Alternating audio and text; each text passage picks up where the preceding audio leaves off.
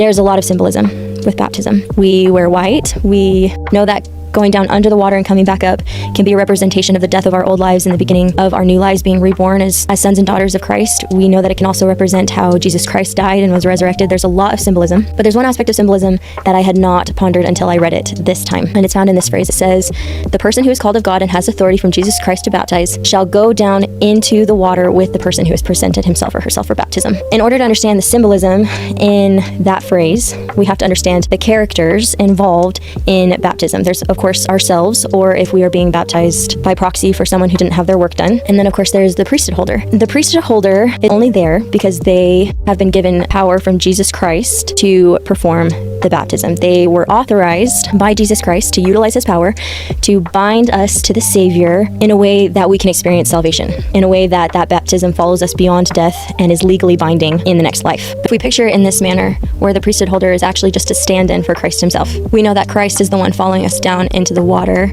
as we go to make a covenant with him. And I wonder how baptism might feel different if we pictured the Savior going down into the water with us, with the wounds on his hands and his feet, but it is still Christ's power. It is the power of Jesus Christ that is binding us to Christ. The priesthood holder is a vessel. This can change how we feel about our baptism in a couple of different ways.